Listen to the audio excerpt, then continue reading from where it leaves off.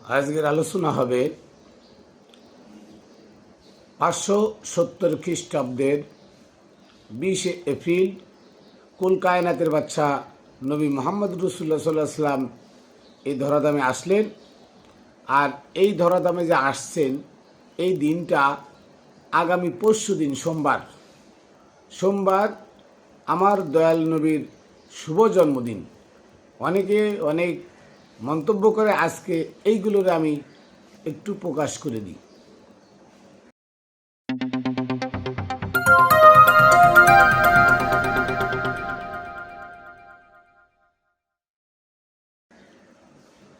বিসমিল্লাহির রহমানির রহিম। আলহামদুলিল্লাহি রাব্বিল আলামিন ওয়াসসালাতু ওয়াসসালামু আলা সাইয়্যিদিল মুরসালিন ওয়া আলিহি আজমাইন।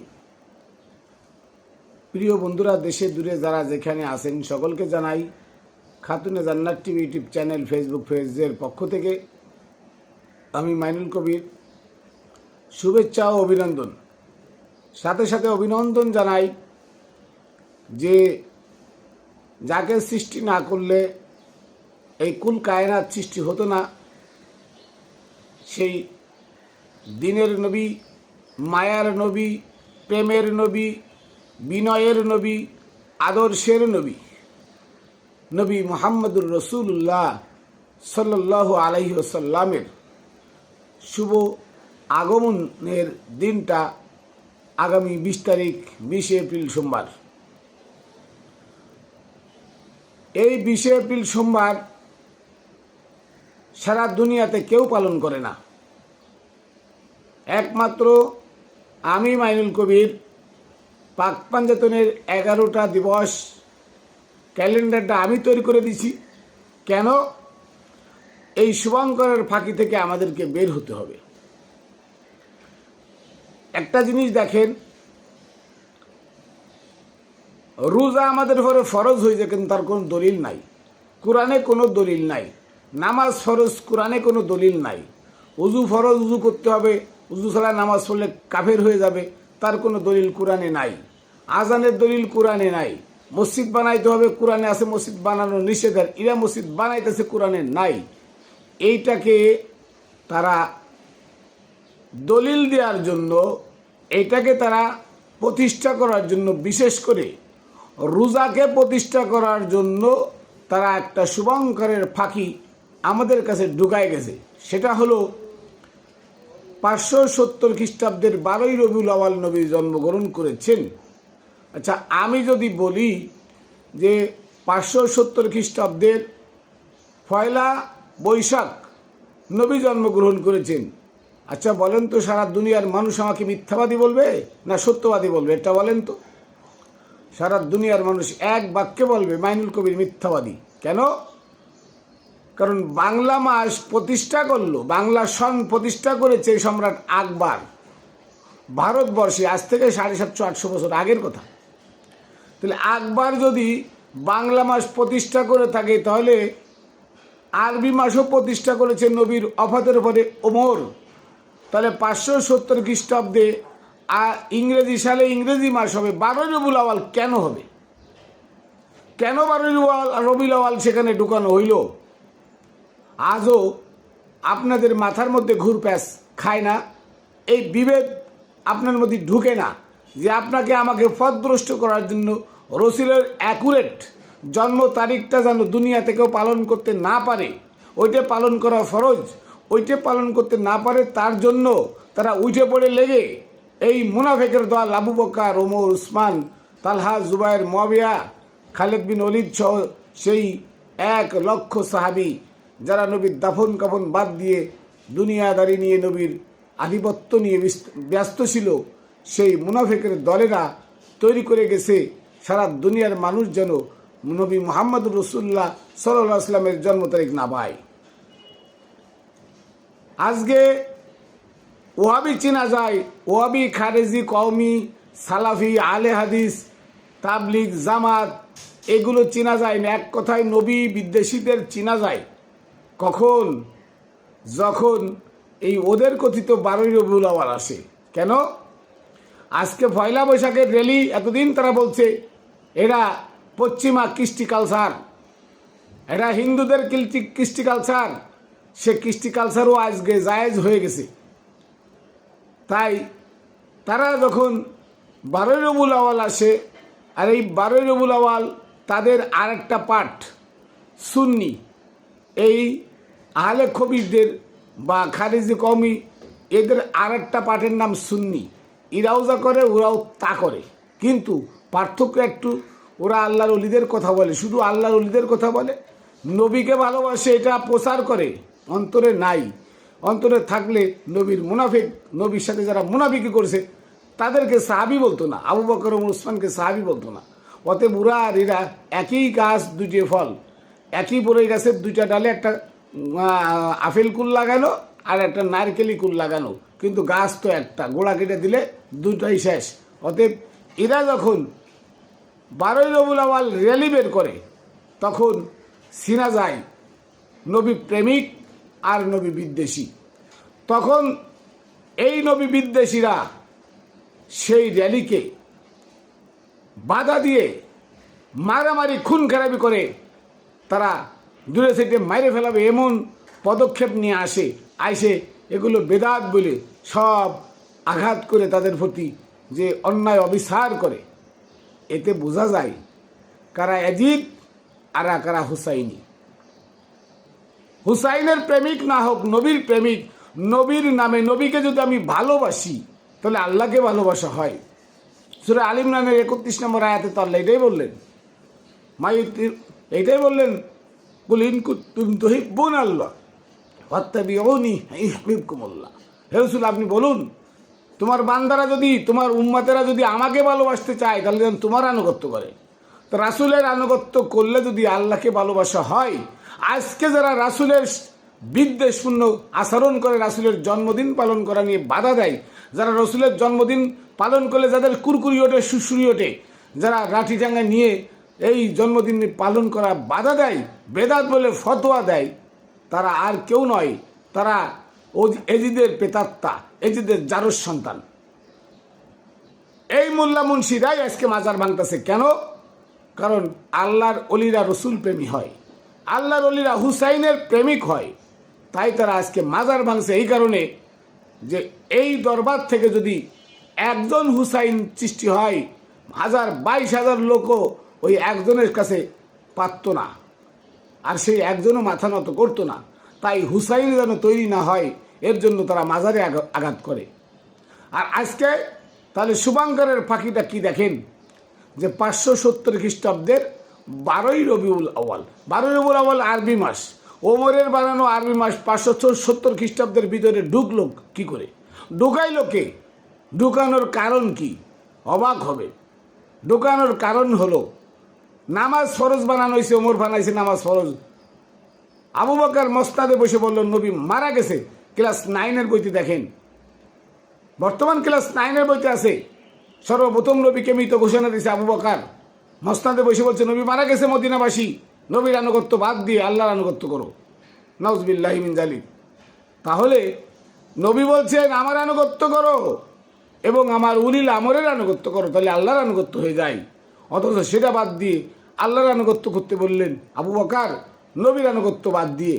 তাহলে সেই আবু বকরের বানানো নামাজ, ওমরের বানানো রোজা, এই রোজাকে ফরজ করার জন্য রোজা গাট্টি বুসকা বলে মেরাজ থেকে নিয়ে আসছে, নামাজ গাট্টি বুসকা বলে মেরাজ থেকে নিয়ে আসছে। এইটাকে ফরজ করার জন্য 570 খ্রিস্টাব্দের 20 এপ্রিল না বলে 12ই রবিউল আউয়াল ঢুকাইছে। নবীর জন্ম তারিখ 570 খ্রিস্টাব্দের 20 এপ্রিল। তখন কোনো আরবি মাস ছিল না, চন্দ্র মাস ছিল না, হিজরি মাস ছিল না। কয়টা ইতিহাস নেবেন? অন্তত 50টা ইতিহাস দেব যে নবীর ওফাতের 4 বছর পরে চন্দ্র মাস আবিষ্কার করছে ওমর, আরবি মাস আবিষ্কার করছে ওমর। আর এই আরবি মাসে চাঁদ দেখে রোজা থাকা শিরিক, কুফরি, আল্লাহর বিধানকে অমান্য করে নিজেরা বিধান তৈরি করে যারা, তারা কাফের। আর সেই রোজাকে ফরজ করার জন্য নবীর জন্মদিনকে নিয়ে ঢুকাইছে 12ই রবিউল আউয়ালের মধ্যে। আমি যদি বলি 12ই রবিউল আউয়াল না দিয়ে ওখানে পয়লা বৈশাখ ছিল, আপনারা যেমন মানবেন না, ঠিক আমাদেরও মানা উচিত না যে ওমরের বানানো আরবি মাস কেন নবীর জন্ম তারিখের মধ্যে ঢুকবে? 570 খ্রিস্টাব্দে, খ্রিস্টাব্দ যদি 570 হয়, তাহলে ওখানে আরবি সাল কত ছিল? আরবি যদি আগেই থাকে, আপনার তো বলেন অনেক মূল্য আছে, আরবি আগেই ছিল। নবীর জন্মদিন ঢুকাইছি। আর এই নবীর জন্মদিন আসলে চেনা যায় কারা এজিদি আর কারা হুসাইনি, কারা মোহাম্মদী আর কারা আবু বকর ও উসমানের উম্মাত, এখানে বোঝা যায়। যেমন মুহররম মাসে পালন করে ইমাম হুসাইনের শাহাদাত দিবস, আমি পালন করি 10 অক্টোবর। ইমাম হুসাইন শাহাদাত হয়েছিল 10 অক্টোবর। ওমরের বানানো শরিয়াত আমি মানি না, অতএব 10 অক্টোবর আমি পালন করি ইমাম হুসাইনের শাহাদাত দিবস। এই 10 অক্টোবর আর সুন্নিরা পালন করে মুহররম মাস। এই 10ই মুহররম যখন আসে, তখন দেখা যায় গাত্রদাহ কার কার হয়। যাদের গাত্রদাহ হয়, খুদার কসম এরা নবী প্রেমিক নয়, খুদার কসম এরা মুমিন না, এরা মুনাফিক। আর মুনাফিক কখনো নবী এবং নবীর আহলে বাইতের কথা শুনতে পারে না, শুনলে তাদের গাত্রদাহ হয়। আর তারা এখন বলে ইসলাম বিদ্বেষী আমরা। তারা এখন কিছু কথায় কথায় বলে ওরা ইসলাম মানে না, ইসলামের অবমাননা করে। তুমি কেবল ইসলাম মানো আর আমরা মানি না। ইসলাম যে মানে তার আগে হতে হবে নবী প্রেমিক, ইসলাম যে মানে তার আগে হতে হবে আহলে বায়াতের প্রেমিক, নবীর আহলে বায়াতের প্রেমিক। কুল্লাস আলুকুম আলাইহি হাজরা লিল্লাহ মাওয়াদ্দাতান ফিল কুরবা। নবী বলে গেলেন, হে নবী আপনি বলুন যে আমার এই রিসালাতের বিনিময়ে আমি তাইফের ময়দানে মার খেয়েছি, আমি উহুদের ময়দানে মার খেয়েছি, এই রিসালাত প্রচারের যে কষ্ট মষ্ট আছে, যা কিছু আছে, এর বিনিময়ে আমি কিছু চাই না। শুধু আমার আহলে বায়াতকে ঔদ্ধত্যপূর্ণ ভালোবাসবে তোমরা, প্রাণ খুলে ভালোবাসবে, মন দিয়ে প্রাণ দিয়ে আমার আহলে বায়াতকে ভালোবাসবে। আর আহলে বায়াতকে ভালোবাসলেই আমার সকল পাওনা তোমাদের কাছে হয়ে গেল। আর সেই আহলে বায়াতের নাম শুনলে নাক ছিটকায়, আহলে বায়াতের নাম শুনলে তেলে বাগুনি জ্বলে ওঠে, আহলে বায়াতের নাম শুনলে ওরা লাফ মেরে ফাল দিয়ে যায় পড়ে।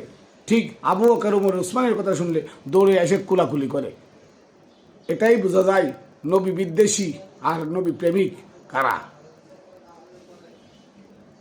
যাই হোক, সূরা আহজাবের 56 নম্বর আয়াতে আল্লাহ বলছেন, ইন্নাল্লাহা ওয়া মালাইকাতাহু ইউসাল্লুনা আলান নবী ইয়া আইয়ুহাল্লাযীনা আমানু সাল্লু আলাইহি ওয়া সাল্লিমু তাসলিমা।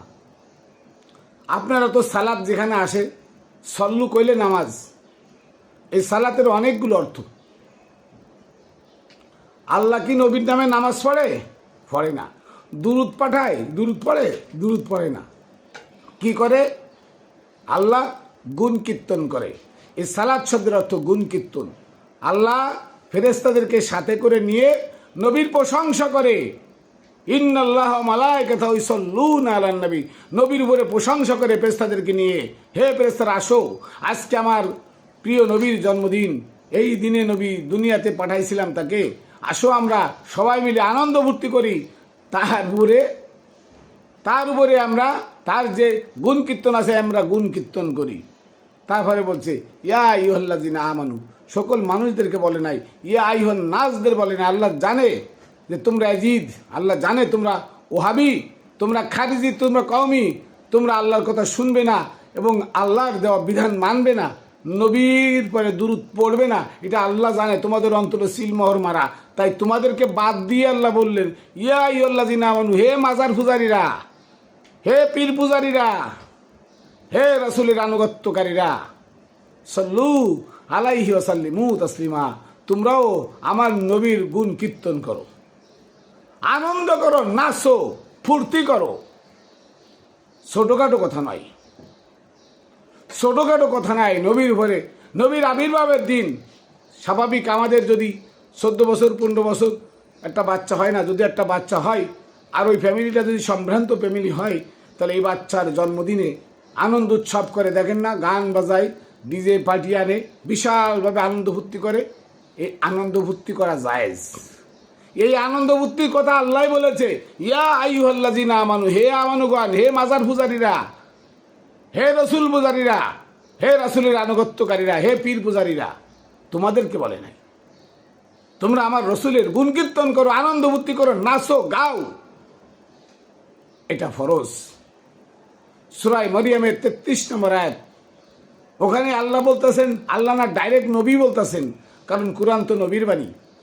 ওনার ডাইরেক্ট বলতেছে ওয়াসাল্লামু আলাইয়া ইজা বুলিত্তু, তোমরা আমার গুণ কীর্তন করো, আমার উপরে, আমার নামের উপরে গুণ কীর্তন করো, আনন্দ ফুর্তি করো যেদিন আমার জন্ম হয়েছিল। অথচ এই মোল্লার বাচ্চা মোল্লারা এটা কি কয়, এটা নাকি কয় এটা তো ঈসা আলাইহিস সালামের। আরে বেটা, কোরআন কি ঈসা লেখছে? কোরআন কি ঈসার পরে আইছে? কোরআন আইছে নবী মুহাম্মদুর রাসূলুল্লাহ সাল্লাল্লাহু আলাইহি ওয়াসাল্লামের পরে। এই মরিয়মের 33 নম্বর আয়াতটা ছিল মুহাম্মাদের, সূরা মুহাম্মাদের আয়াত।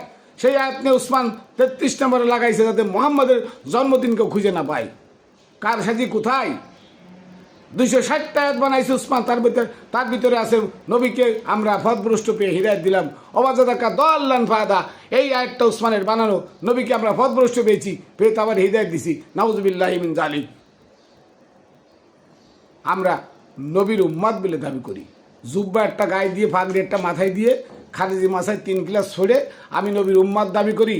আমরা ওয়ারাসাতুল আম্বিয়া, ওয়ারাসাতুল ইয়াজিদ, তোমরা ওয়ারাসাতুল ওহাবি আব্দুল ওহাব নজদি, তোমরা ইবনে তাইমিয়ার ওয়ারেস, তোমরা আবু বকর ওমর উসমান মুনাফিকদের ওয়ারেস, তালহা জুবাইরের ওয়ারেস, তোমরা মুয়াবিয়া সেই মুনাফিক মুয়াবিয়ার ওয়ারেস। তোমরা কখনো নবীর ওয়ারেস নয়, নবীর ওয়ারেস নও।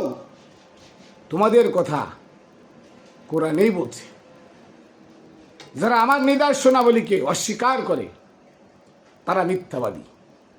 এটা আল্লাহর নিদর্শন। সূরা আহজাবের 56 নম্বর আয়াত এবং সূরা মরিয়মের 33 নম্বর আয়াত, এটা আল্লাহর নিদর্শন। এই আল্লাহর নিদর্শনাবলীকে যে অস্বীকার করে তারা কাট্টা কাফের, তারা কখনো মোমেন হতে পারে না, মুসলমান হতে পারে না, আমানু হতে পারে না। তারা নাস, তারা ক্ষতিগ্রস্ত এবং তারা জাহান্নামী। তাই আসুন, আগামী 20 এপ্রিল ওই 12 রবিউল আউয়াল পালন করব না আমরা। ওমরের বানানো এই শুভঙ্করের ফাঁকির ভিতরে আর যাব না। আমার নবীর চলিত জন্মদিন হচ্ছে 20 এপ্রিল 570 খ্রিস্টাব্দ। তখন কোনো আরবি মাস ছিল না। ওই মুনাফেক ওমরের বানানো আরবি মাস, আরবি মাসে রোজা বর্জন করেন। আরবি মাসে রোজা থাকবে যে রোজা থাকবে সবের আশায় আল্লাহর হুকুম মনে করে তারই গুনাহ হবে, সেই সেরে করলো। কেন? আল্লাহর বিধান না, আল্লাহর নামে আল্লাহর বিধান বানায় যারা দেয় তারা মুনাফিক, তারা জাহান্নামী। ঠিক নামাজও এমনভাবে ফরজ বানাই দিয়ে গেছে, আজান, নামাজ, উজু, মসজিদ এভাবেও মোর ফরজ বানাই দিয়ে গেছে, যেমন ফরজ রোজা বানাইছে। এখানে তো বোঝা যায়, আপনারা গুগলে সার্চ দেন হিজরি মাস কে আবিষ্কার করলো, দেখবেন নবীর ওফাতের 4 বছর পরে হিজরি মাস বা চন্দ্র মাস বা আরবি মাস ওমরে বানাইছে।